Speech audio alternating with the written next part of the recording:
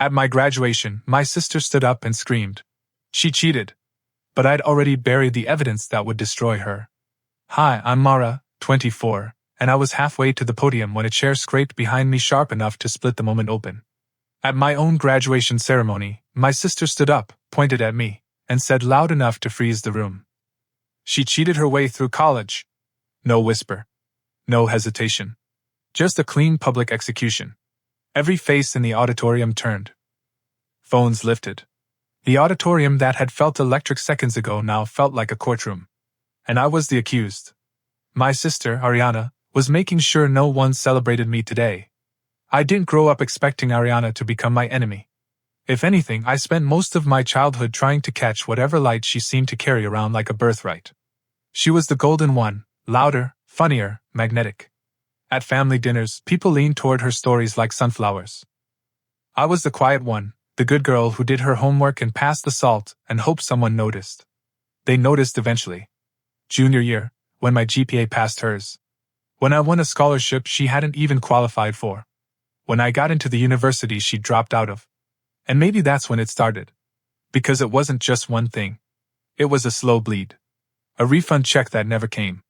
A meeting mysteriously cancelled. A plagiarism complaint I knew I hadn't triggered.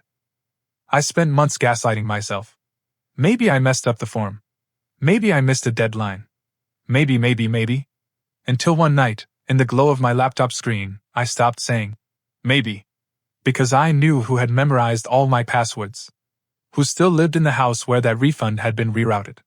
Who'd grown used to being adored, even when she hadn't earned it. And who couldn't stand the idea that maybe, just maybe, the spotlight had shifted. I did what I never thought I'd have to do. I gathered proof. Every login timestamp. Every fake email. Every breadcrumb she didn't realize she'd left behind. And I tucked it into an envelope. Then I waited. For this moment. Ariana wanted an audience. She got one. But she didn't know the story wasn't over. Dean Matthews didn't flinch. Not even when Ariana screamed the word, liar, like she was throwing it across a courtroom. He simply looked at me as I reached the podium, his hand already resting near the stack of diplomas. Mara Jameson, he said, his voice calm, measured, undeniable. I took the diploma with both hands, nodded, and leaned in just enough to whisper. Check under seat A19. He blinked once. No confusion, no questions, just a quiet signal of understanding. That nod was the moment everything shifted. Behind us, I heard the rustle of movement. A faculty member walked toward the seats, calm but purposeful. Ariana hadn't noticed yet. She was too busy milking the moment she thought she'd hijacked. She plagiarized. Ask Professor Hale. Ask the scholarship board. She shouted, her voice climbing into that shrill octave she always hit when she realized the attention wasn't sticking. But this time, it didn't land. Because people weren't looking at her anymore. They were looking at me, how I stood tall, didn't react, didn't flinch. They were watching how I didn't need to defend myself with words because something stronger was already in play. Proof. Ariana finally noticed the shift when Dean Matthews gently cleared his throat and spoke into the mic. We ask that guests respect the formality of this ceremony. Any concerns will be addressed through the appropriate channels after the event. That was the sound of a door closing on her performance. Security didn't drag her out. That would have been too cinematic for the real world. But a woman in a navy suit with a faculty badge leaned down, spoke softly to her, and gestured toward the back.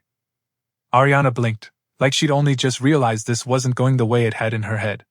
Her voice caught mid-sentence. You're letting her get away with. The woman held up a folder. My folder. We'll be reviewing this. Please come with me. And just like that, the room stopped being hers. I walked off the stage with the quiet power of someone who had finally stopped apologizing for existing. For succeeding. For being more than the shadow she tried to trap me in.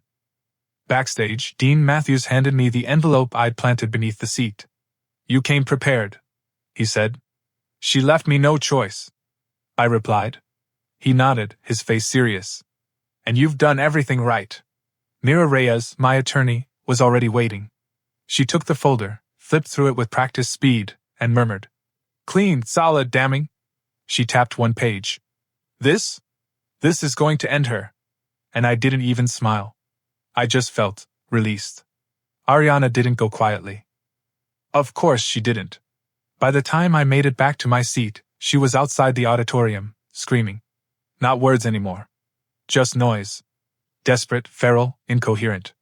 Security stood beside her like bookends, calm and unbothered. But even through the thick walls, I could hear her voice cracking under the weight of everything she'd just lost. The performance was over, and the actress had forgotten how to leave the stage. Inside, the ceremony continued like a storm had never passed through it. Names were read, hands shaken, caps adjusted.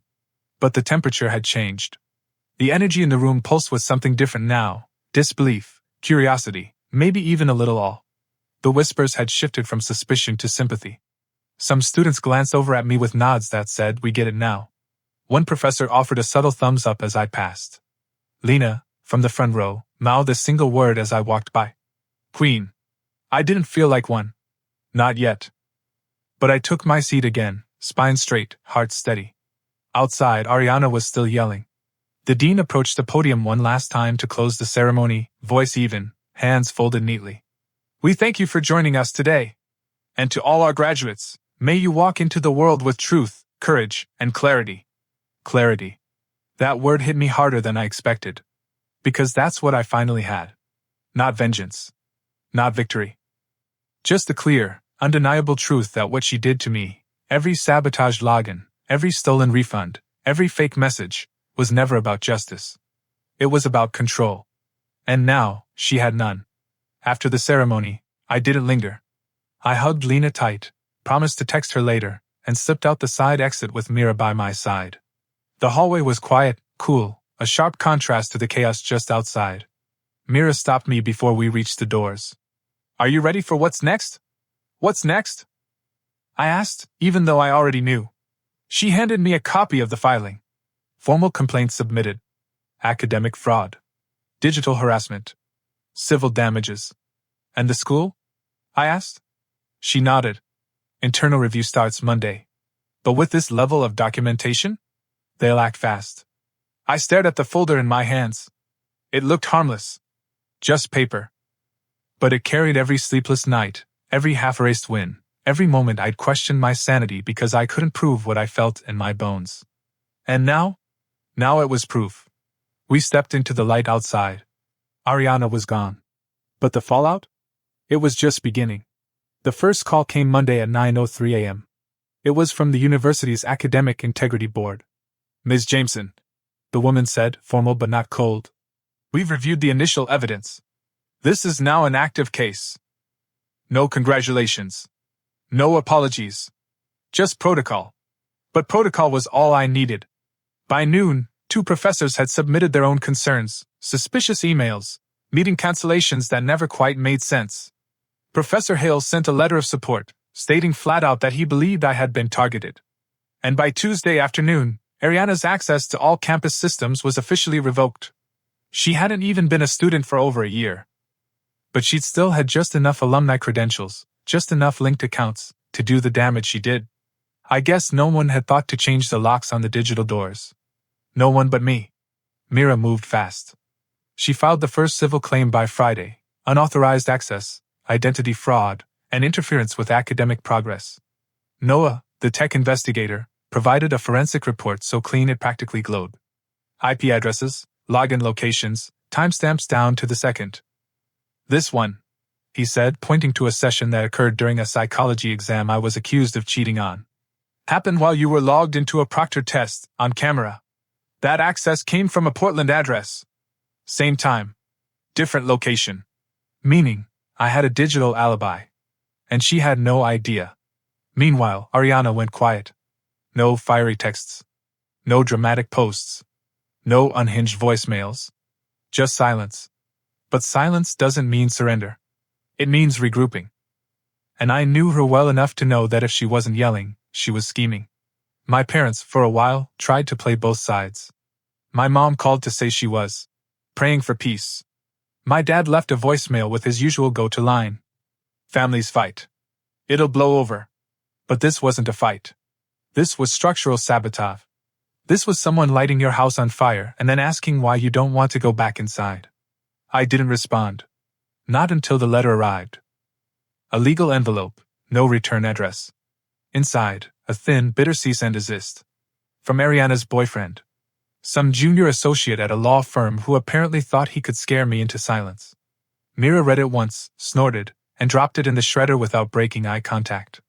Cute, she said. Now let's file for restitution.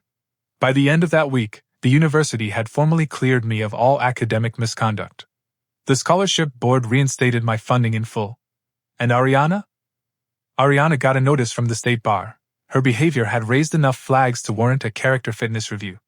That's what happens when you try to apply to law school with a digital trail of impersonation, fraud, and academic interference. She hadn't just ruined my reputation. She'd nuked her own future. And still, somehow, I didn't feel joy. Not yet. It's wild how fast a person can disappear when the lies they built their life on collapse.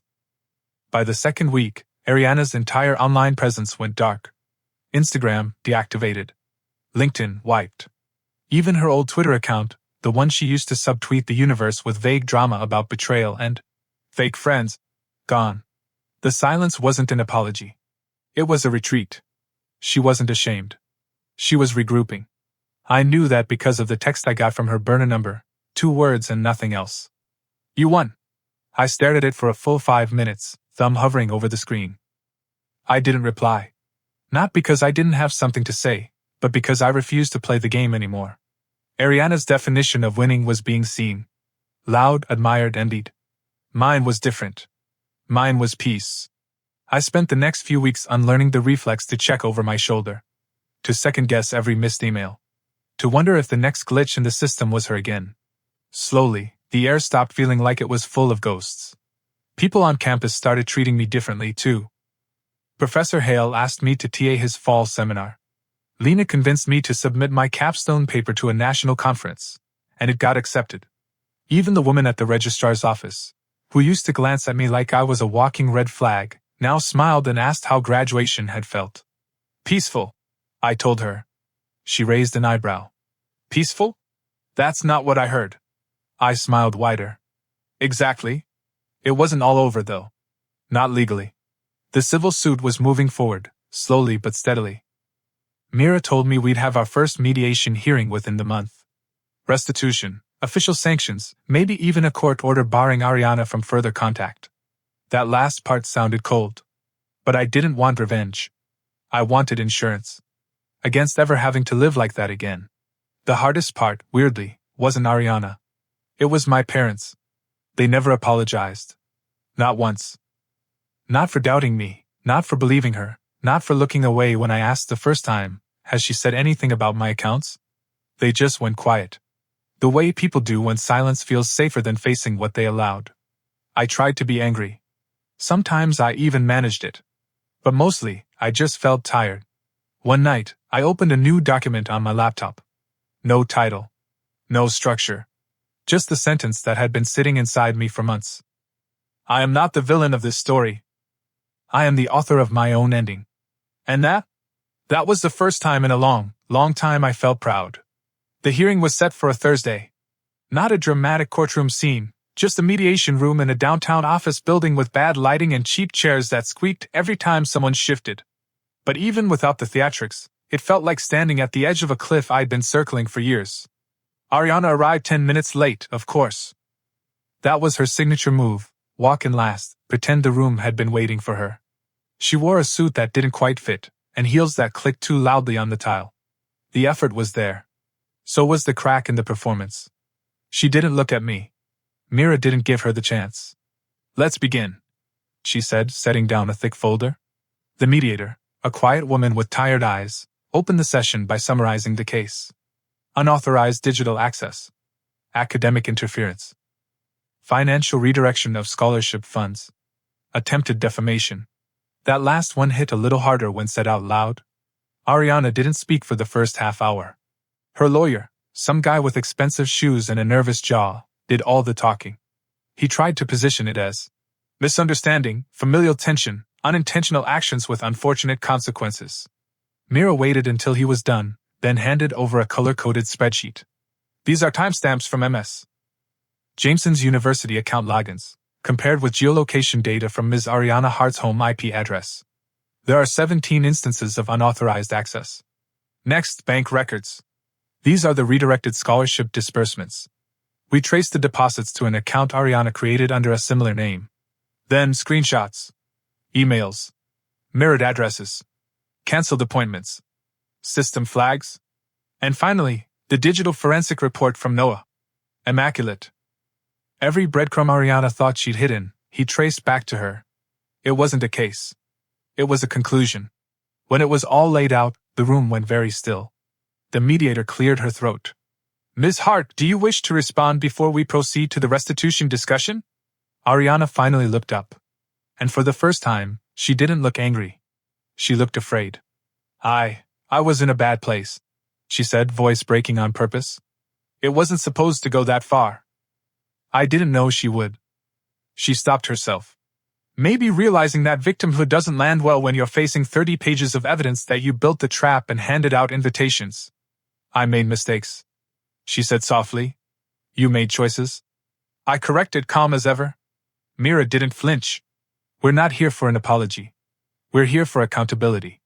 By the end of the session, Ariana was required to pay full restitution for the stolen scholarship funds, provide a written admission of misconduct to the university's academic board, accept a no-contact agreement, barring her from reaching out to me directly or indirectly for 5 years. It wasn't jail. It wasn't public shame. But it was on record. And it was real. As we left the building, Mira handed me a fresh copy of the signed agreement. You did good, she said. But that's not what I felt. What I felt was air. Clean, unfiltered air. For the first time in years, no one else was speaking for me. The night after the hearing, I didn't celebrate. There was no champagne, no victory dinner, no Instagram post about reclaiming my power. I went home, changed into sweatpants, made pasta I barely touched, and sat on the floor with my laptop open to a blank document. Not for school. Not for court. Just for me. Because after everything, after months of sabotage, investigation, and legal fallout, I realized the hardest thing wasn't proving Ariana wrong. It was remembering who I was before all of this. Before the whisper campaigns and the gaslighting. Before every login became a landmine and every professor's email made my stomach twist. Before I started checking every door twice and wondering if I was being paranoid or just prepared. I was still in there. But she felt distant. Like a friend I hadn't called in too long. So I wrote to her. Dear me. You didn't deserve any of it. The silence. The sabotage. The way people questioned you louder than they questioned the person hurting you. But you held the line. You gathered proof when no one believed you. You spoke the truth when it cost you peace. You were never small. You were strategic. You were never the villain. You were the witness. And now, you get to be the author. That was all I wrote. I didn't need a full essay. I just needed that page. That reminder. I closed the laptop, finally ate the pasta, cold but still decent, and let myself breathe. That weekend, Lena came over with a bottle of wine and zero expectations. She didn't ask about Ariana. She didn't even mention the hearing. She just curled up on the couch beside me and said, So, what's next? And for the first time in a long time, I didn't feel like my answer had to be about survival. I grinned. Europe. She blinked. Wait, what? I pulled out my phone. I deferred my post-grad fellowship in Stockholm. They offered it again now that my academic record is clear. Her jaw dropped. You're going? I nodded. 3 months. Starting in June. Fully funded. Behavioral research and data analysis with one of the best labs in the world. She stared at me, then raised her glass. To Stockholm. To clean slates. And to sisters who never see it coming. We clinked glasses. Laughed too loud. Ordered midnight dumplings we didn't need. Watched terrible TV. And when she left that night, I felt it again. Not revenge. Not relief. Freedom. My story wasn't about Ariana anymore. It never really was. It wasn't until I boarded the plane to Stockholm that I let myself cry. Not because I was sad. But because for the first time, I was leaving something behind that had tried so hard to hold me down, and it failed. The flight was long, the kind that stretches time and makes everything feel unreal. I watched 3 movies I barely remembered, half slept, and woke to the sound of Swedish being spoken softly over the cabin speaker. I stepped off the plane into a city that didn't know my story, didn't know Ariana's name, didn't care about the drama that had nearly broken me. and that anonymity felt like oxygen. The lab was sleek and strange and full of people whose brains hummed at the same frequency mine did. Our research focused on behavioral trust metrics, how people decide who to believe, what patterns emerge when systems are manipulated, how to build safeguards against deception. I didn't say it out loud, but every study felt like a mirror. Every data point whispered, "You were right to look closer. You were right to not let it slide." My advisor, Dr. Lofgren, was kind but no nonsense. On my second day, he glanced at my resume and said, "I see you've had an interesting academic journey." I smiled. "You could say that." He raised an eyebrow. "We value survivors here, not just students." That stayed with me.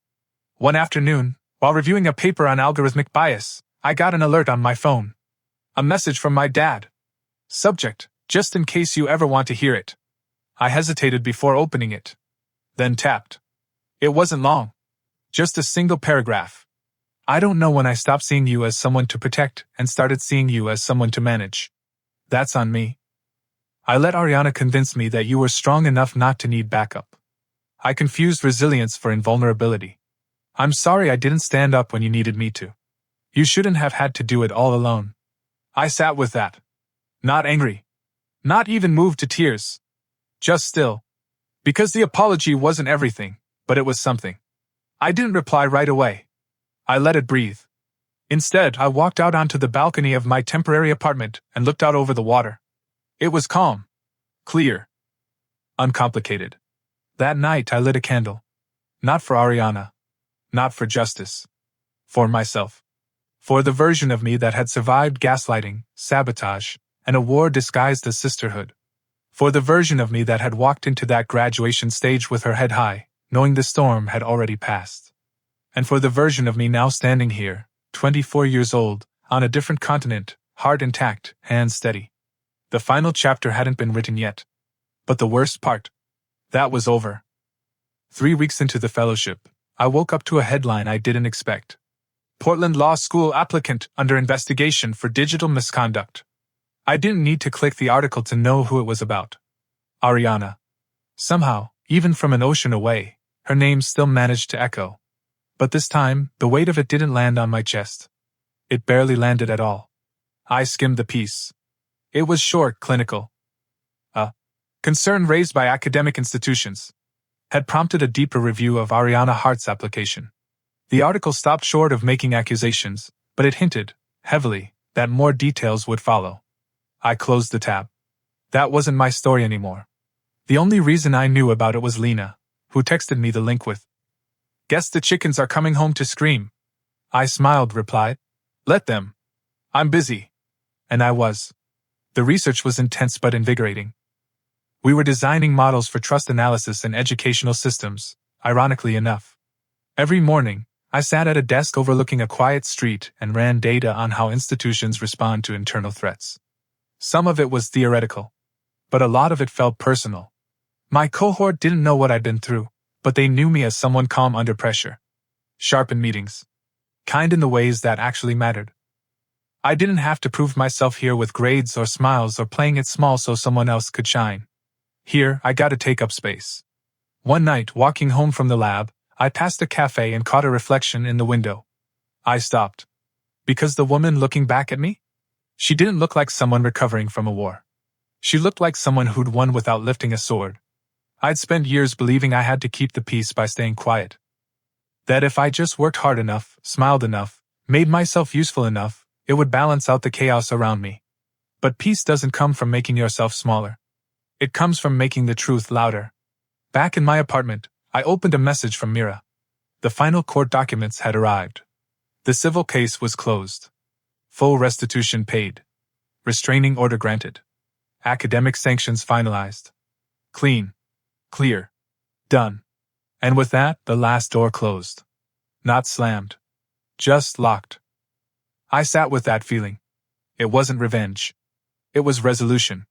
The last time Ariana tried to contact me was through a forwarded letter she sent to my parents' house.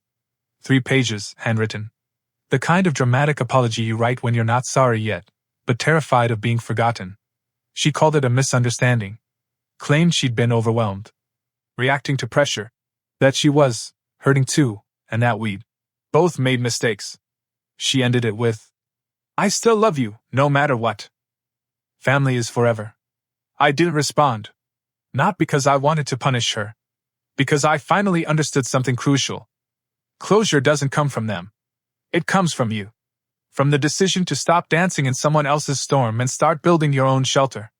Ariana no longer gets to decide the temperature of my day. She doesn't get access to my inbox, my name, my path, or the peace I bled for. What she gets is distance. And what I get mornings in Stockholm that start slow. I get a future that isn't shaped by sabotage. I get to walk into rooms without carrying the weight of someone else's jealousy. I FaceTime Lena once a week. We joke about how I've become the most emotionally stable person she knows, which is deeply unfair to her cat. Professor Hale emailed me last week, offering a research assistant position when I return. The department would be lucky to have you, he wrote. No. Despite everything. Just that. Lucky to have me. That one sentence rewrote 100 others I used to tell myself. I sent my dad a photo last night, me in the lab, messy bun, lab coat half buttoned, coffee in hand, smiling. Not staged. Not filtered. Just mine. He texted back, I printed this one. There's no dramatic ending to give you. No fireworks. No showdown. No Instagram-worthy reconciliation. Just a quiet, steady life unfolding, one day at a time. And for once, I'm not holding my breath waiting for the floor to fall out.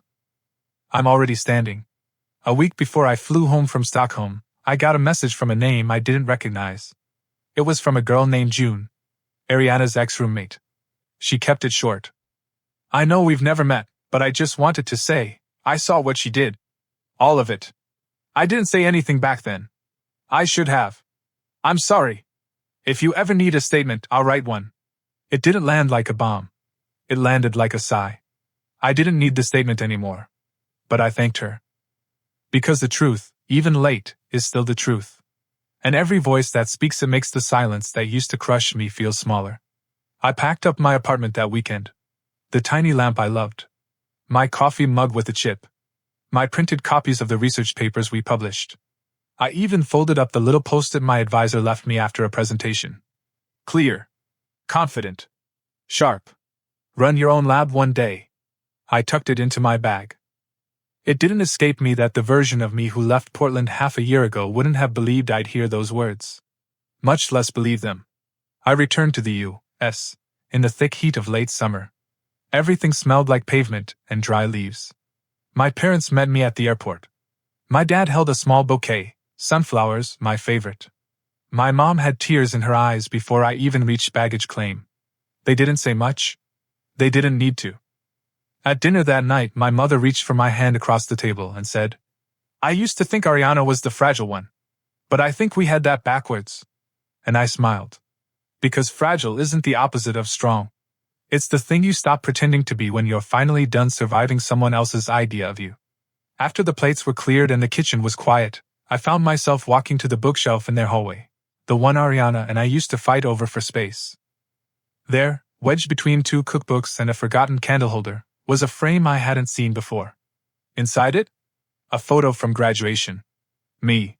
On stage. Shoulders back. Chin lifted. The moment right after everything broke, but before anything beautiful had begun. I stared at it for a long time. Then I whispered, maybe to myself, maybe to her.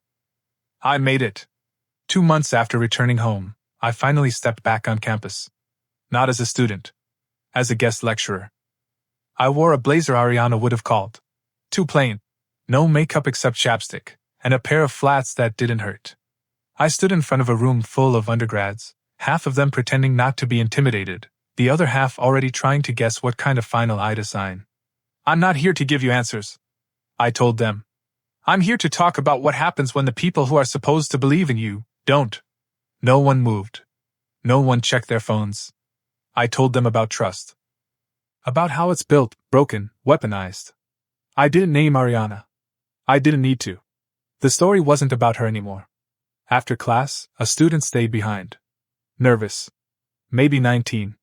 My sister, she kind of does the same thing, she said, voice barely above a whisper. Not with school. Just with me. She didn't ask a question. She didn't need advice. She just needed someone to know. So I nodded. Yeah, I said. I know that story. She blinked hard and smiled like that was enough. And honestly, it was. That night, back in my apartment, I lit a candle and opened the document again, the one I'd started in Stockholm. My letter to the version of myself that almost didn't make it. I added a line. You are not defined by the people who tried to shrink you. I saved it. Closed the file. And for the first time since this whole thing started, I didn't feel like I was waiting for another shoe to drop.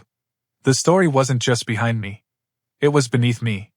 A foundation now. I visited my parents last weekend. Not for a holiday, not for an event. Just because. The house was quieter now, like it had learned to exhale without her energy filling every corner. My dad made tea the old-fashioned way, no electric kettle, just a stovetop whistle and a timer he didn't actually need. He asked about Stockholm. My mom asked about Lena. No one mentioned Ariana. Until my dad said gently, she reached out again. I didn't even blink. Did you respond? I asked. No, he said.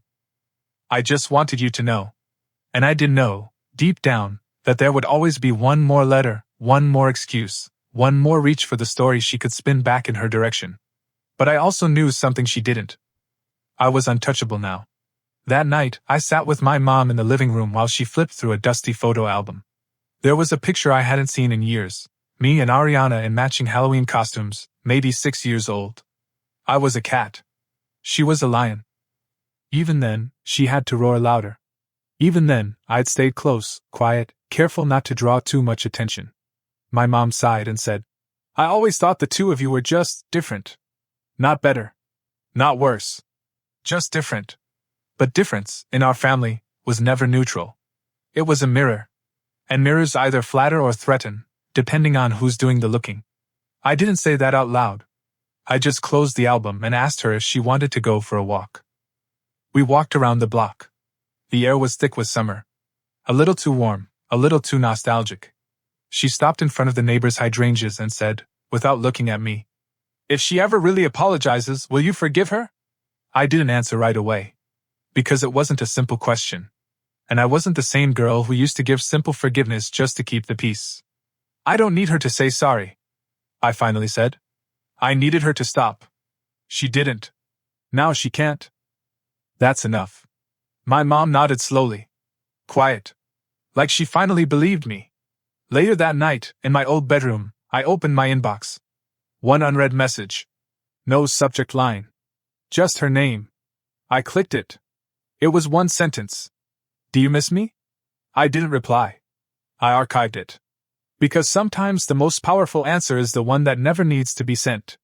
3 weeks later, I got a package in the mail. No return address. No note. Just a small, white box with my name written in Ariana's handwriting, the careful kind she used when she wanted people to take her seriously. Inside, a necklace. Gold-plated.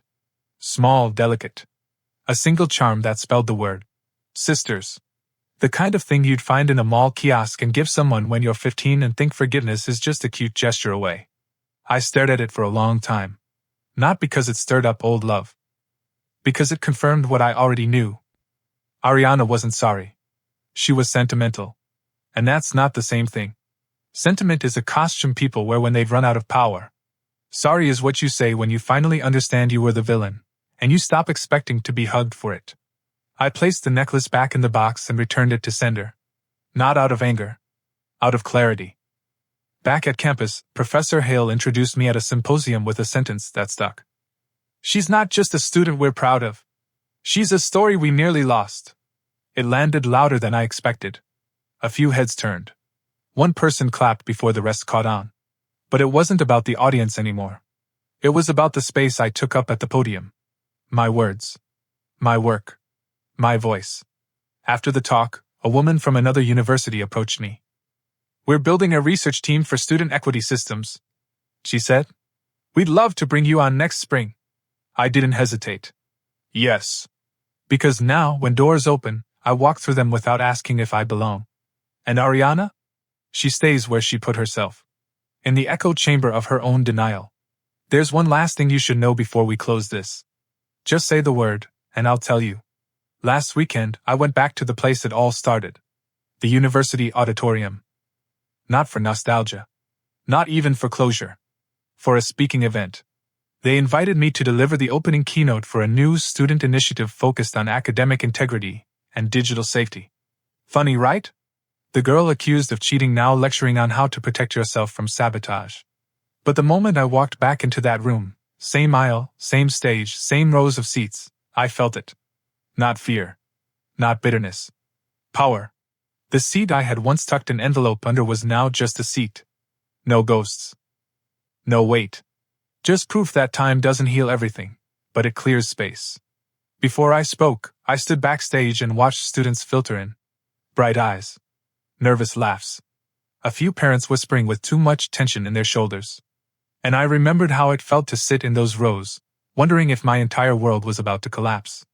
And then realizing, even if it did, I'd rebuild it. Stronger. Cleaner. Mine. When they introduced me, I didn't lead with my story. I led with the question I'd asked myself over and over that final year. What do you do when the person hurting you wears your last name? Silence. Then stillness. Then a wave of heads nodding in quiet, relieved recognition. After the event, a girl in a navy blazer came up to me. She looked like I used to, sharp, careful, exhausted behind the eyes. She didn't say much. Just, thank you. And in her voice I heard it. That same edge I used to carry around like armor. That mix of fear and fire. I wanted to hug her. I didn't. Instead, I said, it won't always feel this heavy. And I meant it. Because it doesn't. Not anymore. One more part left. Just say the word. I got a voicemail from Ariana last night. Blocked number. Same voice. This time, she didn't yell. She didn't accuse. She just sounded tired. I know you don't want to hear from me. I get it. I messed everything up. But I just wanted to say, I think about what I did every day.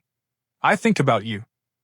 I don't know if I even know who I am anymore outside of what I did to you. Silence. Then, I guess I just wonder if you ever miss, before. When we were still sisters. She didn't ask me to call back. She didn't try to manipulate. Not directly. But the ache was there, wrapped in nostalgia, coated in that soft sadness she always used to soften a blow she never apologized for. And for a second, a real, flickering second, I felt it. That old instinct. To answer. To fix.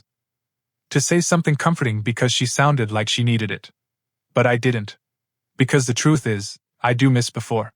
I miss the version of her that used to braid my hair before school.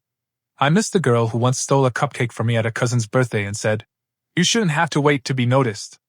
But that girl? She stopped existing the moment Ariana decided my success was a threat. You don't mourn someone who's alive and still swinging. You mourn who they used to be, and then you protect yourself from who they've become. I played the message twice. Then deleted it. Not because I'm cruel. Because I'm done making room for someone who used every room I gave her as a stage to burn me down. Instead, I wrote a letter. Not to her. To me. To the version of Mara who stood in that auditorium, spine stiff, heart split, while her sister turned a milestone into a public trial. It was short. You walked through fire without asking anyone to carry water. You don't owe anyone a reunion, a performance, or a second burn. The future is yours now. Walk in peace. I folded it. Put it in the drawer with the others. Then I turned out the light and went to bed. No weight in my chest. No guilt in my gut. Just air. Just freedom. The final is ready when you are. Say the word. This morning, I got an email from the university's alumni office. They're honoring a small group of graduates next month, students who overcame exceptional personal and academic challenges. My name was on the list. There was no flashy description. No drama. Just a quiet line. For resilience, academic excellence, and contributions to ethical reform. I read it 3 times before it sunk in. It wasn't about the chaos. It was about the climb. They asked if I'd like to speak at the ceremony. Just 5 minutes, they said. Just a few words about what it meant to get here. I said yes. But not for Ariana. Not for my parents. For the girl who sat in the dorm bathroom at 2 a.m., refreshing her email over and over, heart in her throat, wondering if she'd ever feel believed again. She deserved this. Later that day, Lena and I met for coffee. She brought a tiny notebook and slid it across the table. "What's this?" I asked. "Your quotes," she grinned. "All the things you said while surviving absolute insanity." I flipped it open. First one read, "Silence isn't weakness. Sometimes it's strategy." Another, "She's not the storm. She's just the wind trying to claim credit for the damage." And my favorite, scribbled in her messy all caps, "I am not collateral. I am the main character." I laughed. A real laugh. The kind I hadn't let out in years without checking if it was safe. "I should frame these," I said. "You should publish them," Lena replied. "And maybe I will. Not as revenge. Not as a warning. As a blueprint. For every woman who's been quieted by someone who thinks sharing DNA gives them ownership. For every girl who's ever been told, 'She didn't mean it.' She did. And now, we mean something too." The alumni ceremony was held in the same auditorium where Ariana once stood and tried to ruin me. I arrived early. No nerves. Just intention. I wore black, clean lines, no frills, and carried nothing but a folded copy of my speech and a quiet certainty in my spine. The crowd was smaller than graduation, but the energy felt louder in a different way. Focused. Kind. These weren't people waiting for drama. These were people who knew what it took to rebuild after being leveled. When my name was called, I stepped to the podium and looked out over the rows. Some familiar faces. Some not. Dean Matthews sat in the front. Lena, 2 rows behind him, gave me a quiet thumbs up. I unfolded the paper, took a breath, and began. "When I first came here, I believed hard work was enough. That if you kept your head down, did everything right, followed the rules, you'd be safe. I was wrong. Because no amount of effort can protect you from someone determined to make you invisible. My sister tried. She sabotaged my files, stole my scholarship money, impersonated me online, and planted doubt like landmines everywhere I walked. And for a long time, I didn't fight back. I was too afraid of being called dramatic. Or ungrateful. Or worse, vindictive. But silence doesn't keep you safe. It keeps you small. So I started speaking. Not with screaming, but with proof. With timelines. Screenshots. Logs. With the quiet, undeniable truth. The room held its breath. So did I. I didn't tell this story to relive it. I tell it because somewhere out there is a student who's doing everything right, and still being told she's wrong. Someone is being erased by the person they love most. Someone is being asked to make peace with a house on fire. This is for her. You are not too sensitive. You are not imagining it. You are not difficult. You are a threat to the lie they built their power on. And you're allowed to survive. Out loud. I folded the page. Looked up. The room was silent, and then it wasn't. Applause. Not polite. Not obligatory. Not the kind you give because you're supposed to. The kind that rises like a wave when people hear something they didn't realize they were waiting for. Afterward, people approached me. One professor shook my hand and said, "You taught us something we didn't have language for." A student whispered, "My cousin went through the same thing. I'm sending her your speech." And then came the final moment I didn't expect. A woman, maybe 50s, sharp eyes, quiet presence, walked up to me holding a program in her hands. She didn't introduce herself. She just said, "My sister burned my life down when I was 19. I didn't fight back. I thought if I loved her enough, it would stop. It didn't. I'm glad you didn't wait 40 years to tell the truth." She touched my arm. Walked away. I stood still for a moment, absorbing it all. That was the final confirmation. I didn't tell my story for revenge. I told it so someone else wouldn't bleed quietly like I almost did. Ariana hasn't tried to contact me again. The necklace stayed gone. The burner number stopped. I heard through someone she's moved back in with a friend from grad school. Starting over. Maybe learning. Maybe not. It doesn't matter. Because this isn't her ending. It's mine. I walk now with no ghosts on my heels. No backup plans for what if she strikes again. No shrink-back reflex. I am not cautious anymore. I am clear. I am not just healed. I am whole, and no one gets to rewrite that. Not even her.